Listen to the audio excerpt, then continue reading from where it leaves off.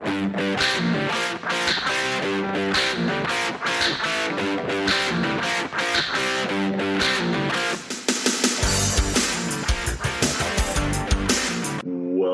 to another episode of Home Sweet Home. My name is Rod McCall. And my name is Bryce Runge. Really? Yes. Have you ever thought about changing your name? Why would I change my name? I don't know. It's kind of a weird question. When I was in middle You thought school... about changing your face? I'll change it for you. Really? Well, if you can make it more handsome, I'm all in. I don't know about that. Well, you know... I'm sorry, that was pretty aggressive. Hey, that's why I've been told for a long time that I have a face for radio. So... Oh, my goodness. You know, would you say that you're a good leader? In fact, how would you, if somebody says, are you a good leader, how would you answer that? If someone were to ask me that right now, and I would say yes, I'd be lying. So you would say, no, you're not a good leader. Currently, this season, I feel like I have not been a very good leader. Explain. I just, wow. How deep do you want to go, Rod?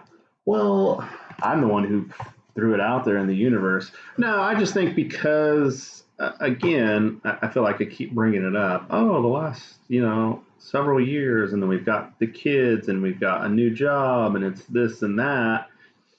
Again, though, I know I shouldn't be as hard on myself. I don't think that's healthy mentally. We talked about that inner critic, learning, and I know I've tried to work on that. You may ask someone else, be like, "Oh, I think he's doing it. He's a great leader." Blah blah. While I agree, I just think this current season, I don't think I have been. And it starts in the home. I don't think I have been, just because I feel like I have lately. I have felt beat down. I knew I transitioned to a new job, and we've talked, and I thought this wasn't supposed to be as stressful. Well, not that it isn't as stressful. It's new. It's stress. I think there's going to be stress. Anything. Stress can be good or bad. Sure. I don't think it's as bad as it has been in the past. But, I don't know. I've tried to switch gears here recently. That's starting, with my diet.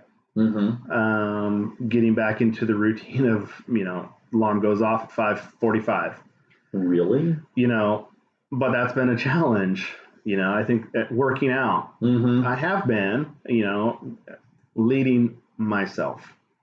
And to be a great leader, you've got to be able to lead yourself first before you could lead anyone else. And I just think lately, it's just not that I have settled, but I know that I'm on this kind of leveled out plane, if you will. Okay. And I don't want to settle there, and I don't want to accept the status quo. Okay. But I know it's hard, and then you can be throwing a lot of curveballs and try and balance a whole lot.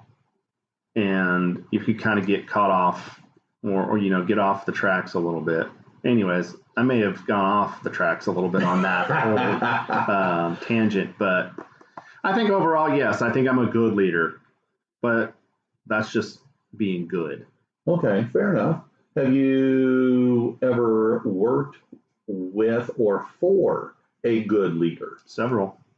What did they all have in common?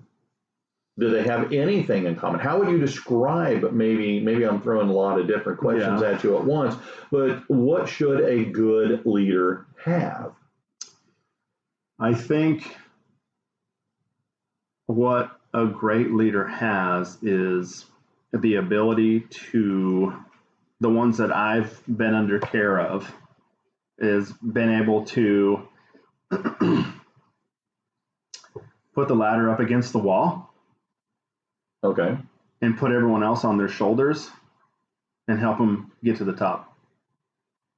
Whereas there's been bosses in the past or this this leader mentality where the boss climbs his butt to the top and then maybe sometimes extends a hand to climb up. I think what a great leader does is gets down in the trenches and lets other people stand on their shoulders to get to the top. I think what a great leader does is serve others, those that are in his care, those people that he's or she's influencing, or his or her followers, that he serves them or she serves them. I think that's what makes a great leader. Now, there's a lot of other qualities, like being empathetic, being a great listener, just to name a couple. But I think that has what stood out to me with some of the greatest leaders that I've been fortunate to work with. And so I've adopted that mentality. I've coined it, that GYSD, get your shoulders dirty. Great leaders go home every day with dirty shoulders.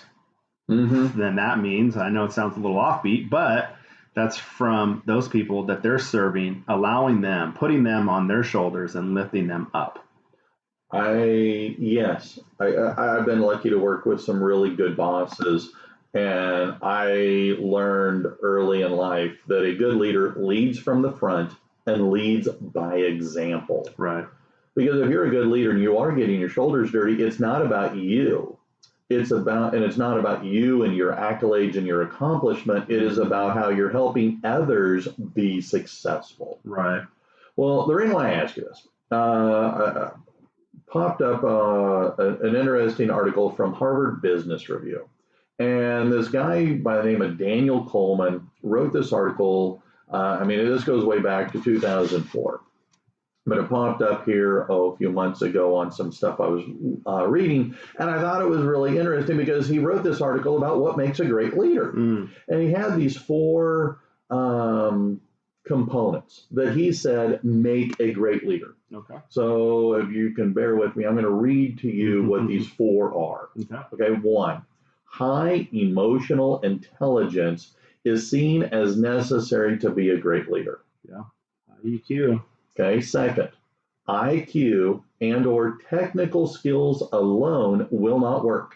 Great leaders need to have a high emotional intelligence. Yeah.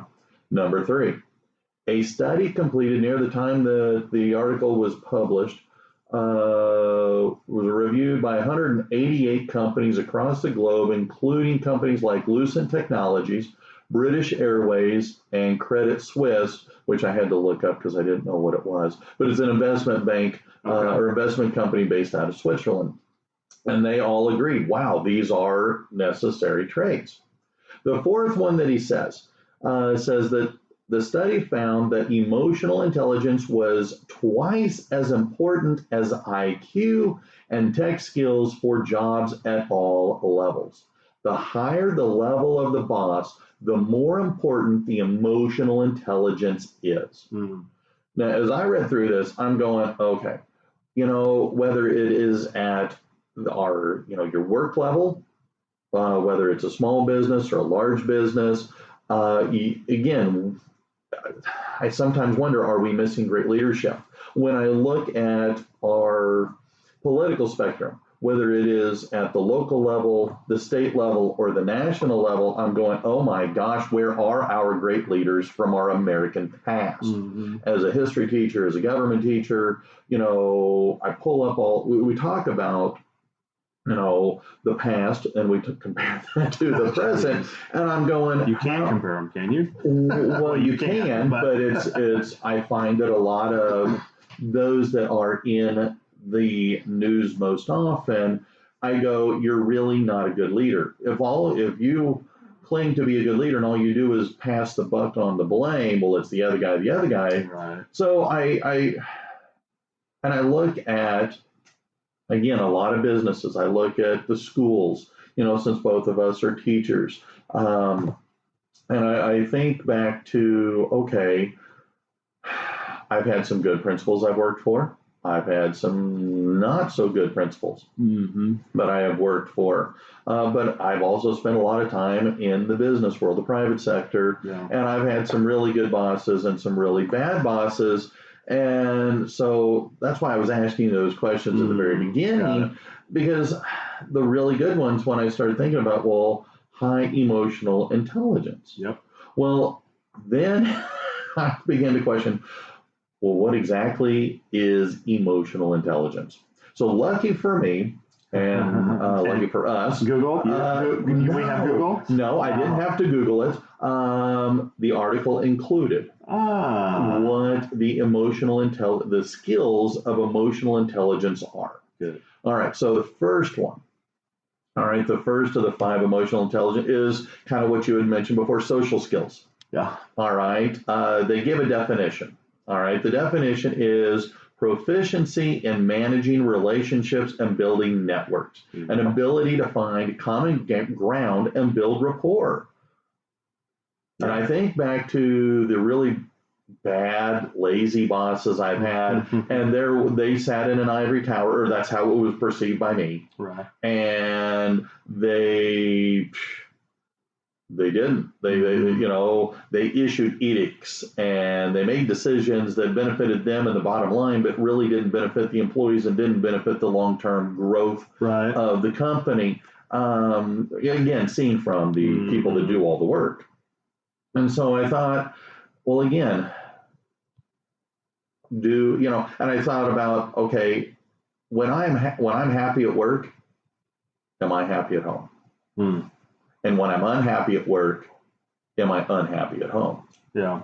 And I found that there seems to be a direct correlation, which is why I thought, well, okay, do we work for good leaders? And how do you're going, oh, well, I work for a great leader, yay. Okay, but if you're not, well, how do I don't know that you can figure this out in a job interview, but I think that it is important. But anyway, so again, social skills. Again, a good leader is able to relate. And, and I think that's what, we as teachers try to do. We try to find common ground, to relate to the kids, to build a rapport, to build a level of trust. Yeah. Because when we can, then we can carry that on to get them to exceed their own expectations. Yeah. Well, and I've been on teams with those who demonstrate, what you were saying about sitting in, or close the door, they're in their office, they're not amongst their people, which I love, about, reading about Lincoln and telling a little bit about, my experience at DC and just reading more on his leadership skills, where that's something I read about him. He opened door. He walked amongst his people. He got to know his people, and he connected. He engaged, right? And so, whereas those that sit at the top look for public praise, but don't do much. They don't involve people. That disengagement and those prideful practices ultimately create a toxic work environment or a toxic culture.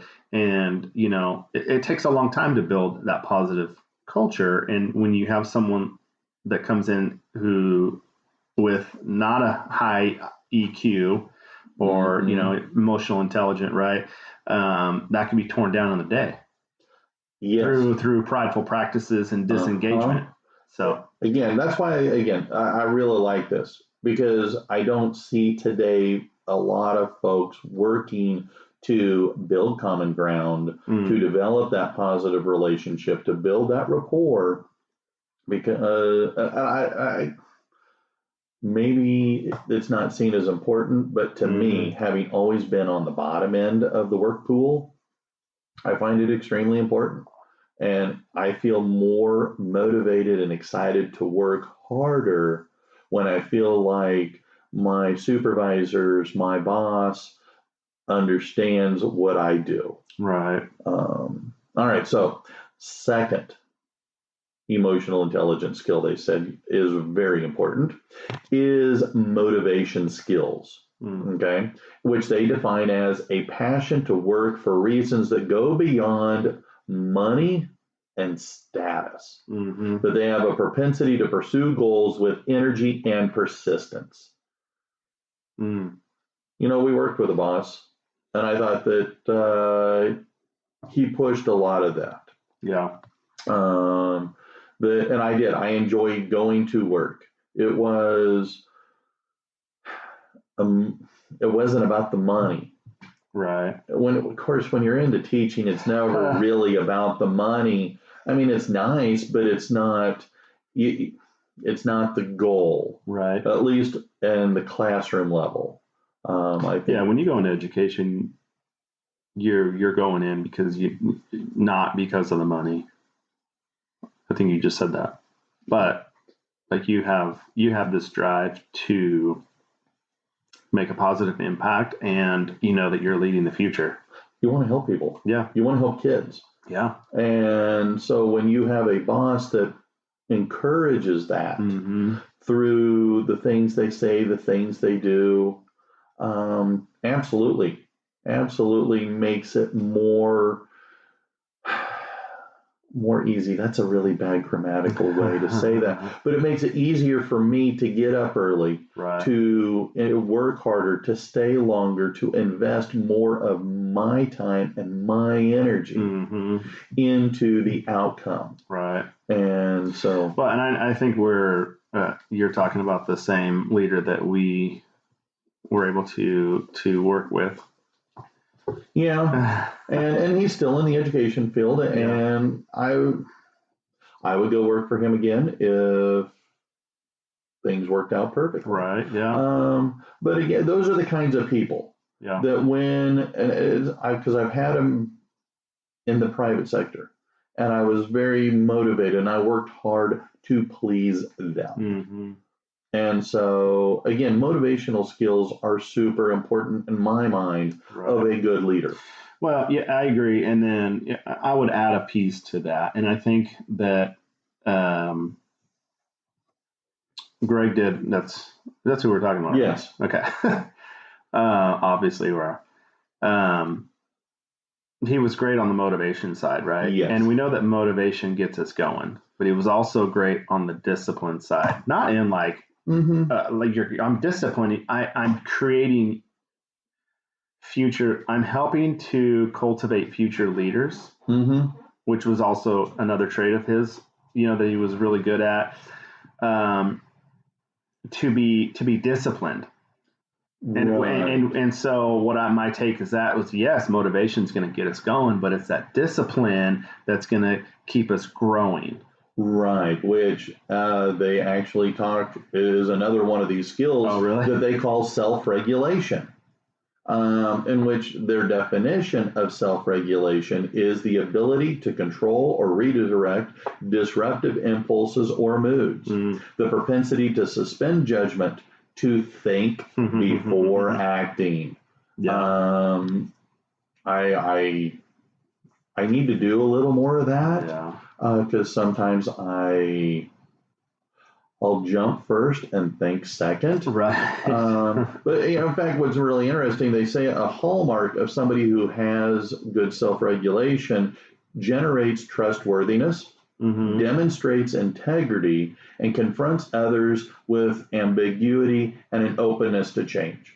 Right. And encouraging to, instead of attacking somebody with self-regulation, and we've all worked at those places that you got the slackers. Right. And rather than, a good leader has a way to address those people in a positive way and encourage and nurture them to get out of their laziness or their lackadaisical approach, and get them on board. Right. Great leaders like that aren't going to be a barrier. They're going to be a bridge. Yeah. And then that's what great leaders should be doing. They should be, they should be a bridge to help people cross over, like you said, like get over those behaviors that need to be changed. So, yeah. Well, again, it's and as we go through this, I think of some of my favorites. You know, you talked about Lincoln. I think, yes, he was a great president. We've had a number of people in our American past who have been great leaders, who put the country or put the needs of the people over themselves. I'm thinking of Bush 41, George H.W. Bush. Yeah. And he was one of these kinds of people. And so so anyway, but that is sort of tie in with what you were saying, self-regulation. All right. The next one. All right. Number 4 is self-awareness. Okay. Now they define self-awareness as the ability to recognize and understand your own moods, your own emotions, and your own drives, as well as how they affect other people. And one of the things, and it's hard for me to do, especially when I get to the afternoon class, but I try and start with, being buoyant when I walk, because I'll stand in the hallway, and as the kids come in, I'll greet them, hey, how are you? Because that's also how I take attendance. And I learn their names, which for me is a challenge. But when I come in, when the bell rings, class is ready to begin, I try and be upbeat. I try and be enthusiastic, even if I have to fake it. Because I know that my mood can have an impact on the class. And so trying to understand, again, my emotions. So that because again, when I'm kind of, well, then that sets the tone for the class. When I'm in an angry mood, which does happen, that sets the tone for the class. Well, those are more of your negative emotions and a negative tone for the class. So if you want people to be upbeat and ready to go and feel optimistic, well, you have to demonstrate that. I think as a leader, that is one of the things that's probably at the top of the list that's a must-have. That self-awareness piece. Just because you've made it to the top, quote, right? Something that I enjoy reading. Again, about Lincoln. He didn't accept the status quo, and he wasn't okay with that. He wasn't okay with allowing the people that he served to accept the status quo either. But I think a lot of people have made it to the top, and then they begin to live in this state of mediocrity, if you will. Oh, I made it, so it's cool. I could just press cruise control. But that shouldn't be the reality. You need to work even harder, and then self-awareness needs to be heightened because you serve a lot of people, and you need to know all your people. You need to be self-aware, and so that you can continue to grow and get better.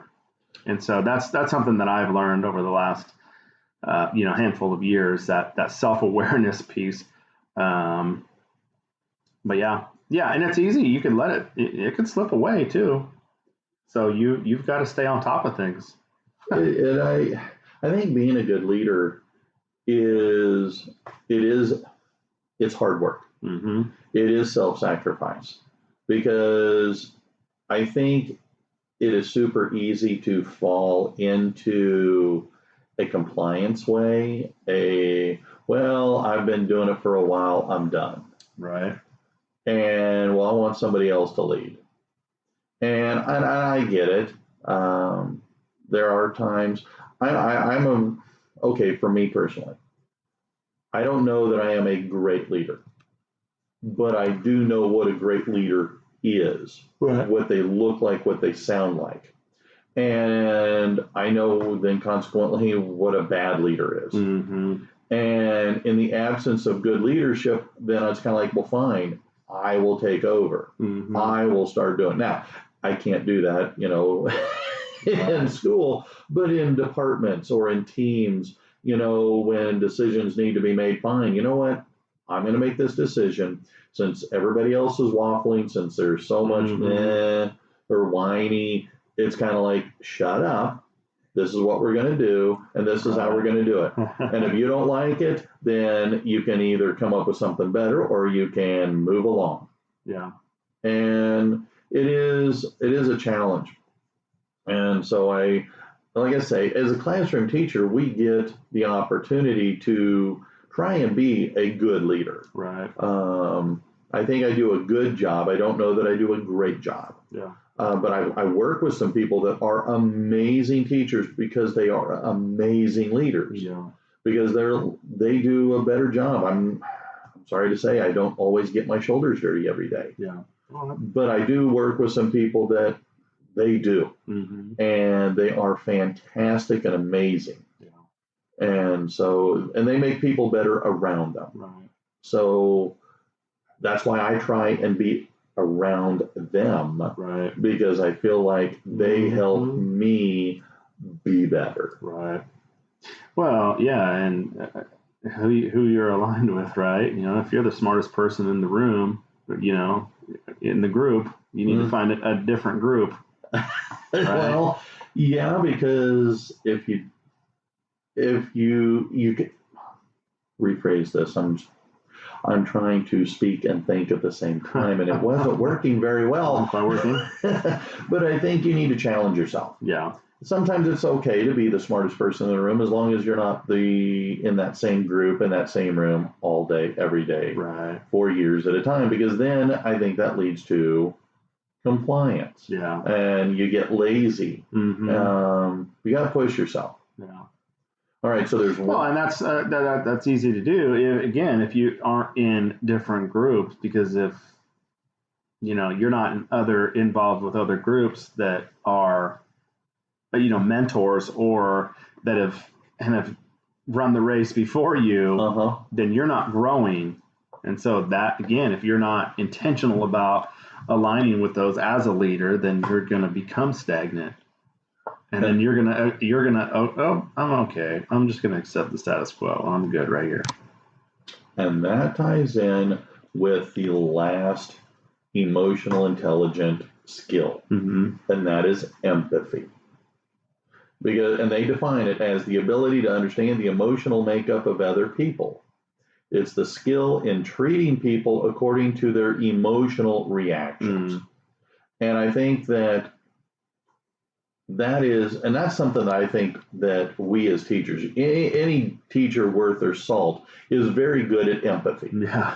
Understanding and appreciating, okay, we've got something outside the norm, something special with you, and they accommodate. I know I do. I know you did. And most of the people I work with are really good at that. But I think a good leader is able to go, okay, well, this situation is outside the norm, and working to develop that. Because, in fact, they say the hallmark of somebody that has empathy is that they're an expert in building and retaining talent, demonstrating cross-cultural sensitivity, and deliver service to clients and customers. Yeah. Well, okay, you've changed job. Your customers are a little different. Right. As a teacher, and I hate the idea that we as teachers provide customer service. Okay,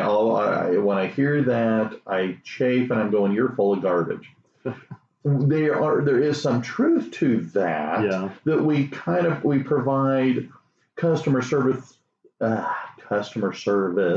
through the idea of empathizing with a student that has an issue. All right. Or, I get emails all the time. Well, kid's real sick. Kid was in a car accident, is going to have surgery. One of their parents died, or their grandparent that they were super close to passed away. And so they're going to be out. They're not going to be able to do this or do that, whatever, And it's kind of like, holy crap. Okay. Right. I'm sorry. I understand. We'll work with you. You deal with what you got to deal with, and we'll take care of you when you come back. Yeah. I mean, I don't know that that's being customer service, but that is being an empathetic teacher, which, again, as a teacher, you are a leader. Right. Yeah, you're the leader of that classroom for sure. That's for sure. Yes, I got to remember that I am just the leader of the classroom, and that's it. But anyway, that's another story for another day. And I think, I will tie it because I try to emulate the leader of servanthood, like a servant leader, right? A servant leader. There's a lot of different leadership traits out there. Authentic, authoritarian, laissez-faire, right? You can name a lot, but I've always stuck with service because, through my faith, right? Learned that the greatest servant died on a cross, right? That's my take on that. And so, but learning, through some of the leadership courses that I've been involved in, earning my master's in educational leadership that I am not currently using. Well, you're using. I'm a marketing coordinator now, but no, you're right. I am using those things when I go to work, when I go out in the community. Those things are still applied. I try to apply them.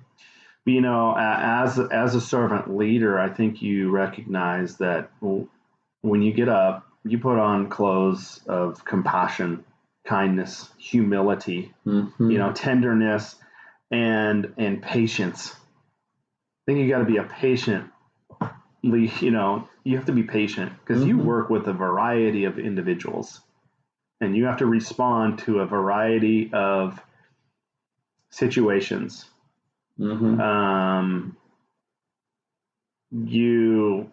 may have to put out a lot of fires.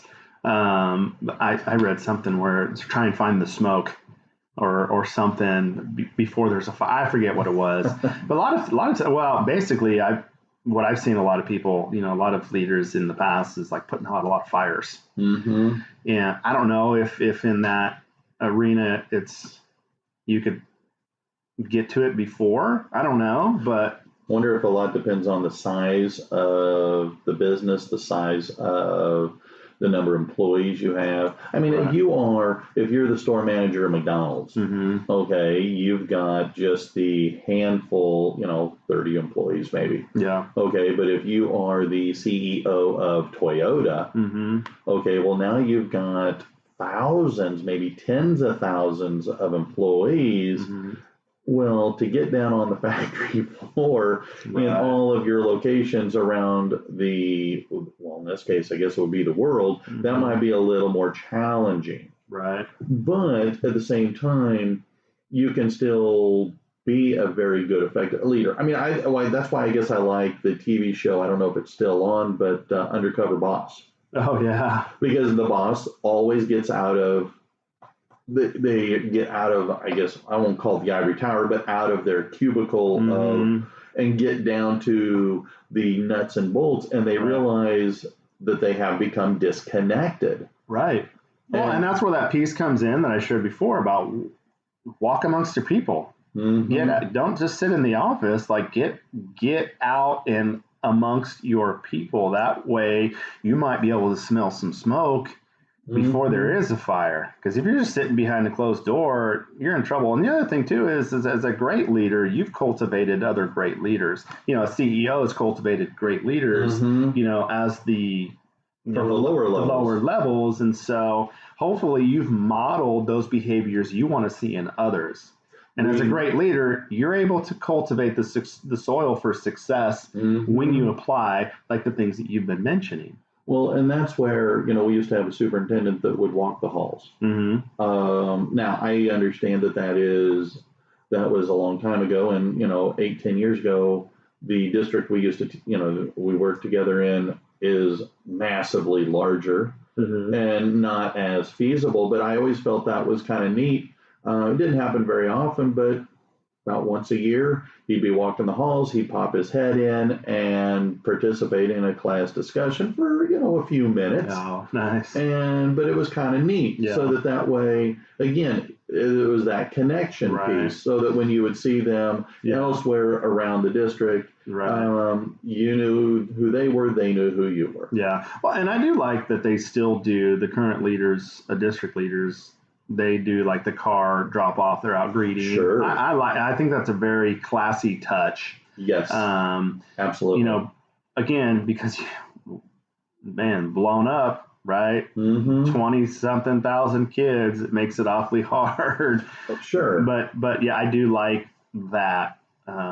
For sure. Well, yeah, because you'll still see them at, sporting events. Oh, yeah. And not just the football games, but, the more obscure, like girls softball, right. lacrosse. Yeah. Some of the, again, the less popular sports, soccer, that kind of thing. And it does. They're utilizing, some of these emotionally intelligent skills that help promote great leadership by them, as well as encourage and develop leadership. And that is something I think that the district we both used to work for did. Yeah. I think they do a good job, better than what I understand some of the other districts here in North Texas do. But again, it's leadership, it's a mindset. Right. And so, well, you had mentioned that, and it's a mindset on. When you have great leaders, they have a mindset on a higher purpose. It's not about them. It's on a different purpose. It's on a higher purpose, and that when you're seeking that higher purpose, it leads to personal growth, professional fulfillment, and significance. That as it's not about, this is something I've shared, is that it's not always about success. Success is nice, but significance, I think, is a little bit better. It's a notch up. If I made a significant difference in someone's life, that's about others. And I know we sometimes get wrapped up in ourselves that we forget it's about others. And that's how it's designed. It's about others. And that's where, again, a good leader can make you feel valuable and necessary.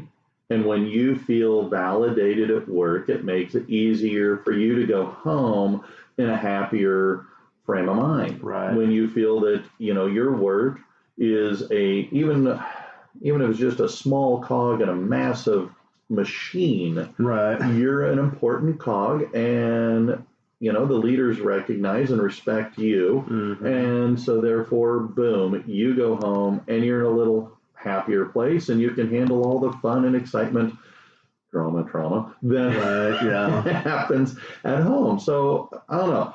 Do you think that this Mr. Coleman had things kind of squared away? I think so. Yeah, I think so. And I might just add that those great leaders, that we've discussed, that I have been the recipient of the things that he's touched on. The recipient of their great leadership is that they've cultivated confidence. They've inspired others to action, right, through their high EQ or through their empathy or because of their self-awareness. They've encouraged others to live in the vision that they've casted for, said whatever environment. They've encouraged people to live on that, in that mission, right? To live on a mission, to be on a mission, and I think that's what great leaders do. And I like that, what Mahatma Gandhi said. He said, the best way to find yourself is to lose yourself in the service of others. And I think that as a leader, as a great leader, you lose yourself in the services of others, because that's what you're there for. You should be there to serve others and inspire others and encourage others to become great leaders as well. Wow. I can't follow up with anything better than Mahatma Gandhi. Well, I actually said the last piece. Oh, okay. After his quote. Oh. But I'll give that to you. No, it's, I don't know. It's hard, but I don't know. To go back to your opening question, I think that, I don't know. This has been good for me. Well, I don't know that I am a great leader. Yeah. I think I'm a good leader. So I have room to grow. Oh, yeah. Gosh. So likewise, brother.